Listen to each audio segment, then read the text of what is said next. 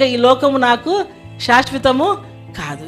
ఈ సంవత్సరం కాకపోయినా ఇంకొక సంవత్సరమైనా, ఇంకా 10 ఏండ్లైనా, ఇంక 20 ఏండ్లైనా ఆయన దగ్గరికి మనము పోవలసిన వారమే. కాబట్టి సిద్ధపాటు కలిగిన వారు ఆ మాటలు చెప్తారు. నాకు కూడా, నేను అనుకుంటా, నాకు కూడా అన్నీ అయిపోయినాయి కదండి. నాకు బిడ్డలకు అందరికీ పెళ్ళిళ్ళు చేశాను. అందరి సంసారాలు నెమ్మదిగా దేవుని కృపలో చాలా ఆనందకరంగా అందరూ జీవిస్తున్నారు. కొన్ని ఒడిదుడుకులు కొన్ని కుటుంబాలలో ఉంటాయి, కానీ అవేమి ఎన్నుకోదగినవి కావు. కాబట్టి దేవునిలో ఉండి సిద్ధముగా ఉంటే సంతోషంగా మనం ఆయన దగ్గరికి వెళ్ళవచ్చు. ఇంకా తగ్గిపోయే మరి వృద్ధాప్య వయసులో మరి మంచానబడి వాళ్ళతో వీళ్ళతో చీచా అనిపించుకునే బదులు అన్ని అవయవాలు సరిగా ఉన్నప్పుడే దేవునిలో మనము సిద్ధపాటు కలిగి ఉంటే ఎప్పుడు దేవుడు వచ్చినా కూడా మనం వెళ్ళేదానికి మనకు సంతోషకరంగా, మనము ఆనందకరముగా ఆయన దగ్గర ఉంటాము. ఇది అనిత్యమైంది, అది నిత్యమైనది, శాశ్వతమైనది.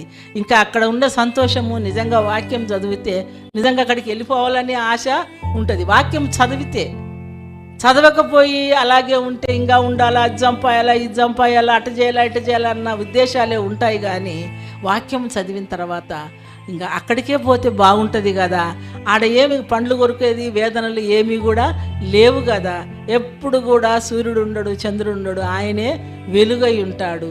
ఆ యొక్క పట్టణంలో సంతోషము, సమాధానము, ఆనందంతో ఉంటామన్న సిద్ధపడిన వారికి ఆశ ఉంటుంది. కాబట్టి మనమందరము కూడా అలాంటి ఆశ కలిగి జీవిద్దామండి. అల్పకాలమైన ఈ లోక సుఖభోగాలతో మనం ఉండి దేవునికి దూరము కాకుండా దేవునికి దగ్గర వారమయ్యి సిద్ధపాటు కలిగి మనము జీవిస్తూ ఆత్మలో మనం ఏం చేద్దామండి, వర్ధిల్లాలండి. ఎలాగ చెప్పాను, 4 మాటలు చెప్పాను కదా.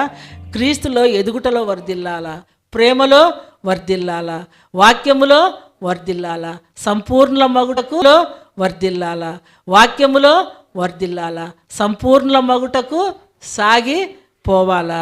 మరి అక్కడ సాగిపోవాలంటే నీతిమంతులే ఆ కార్యాలు చేస్తారు.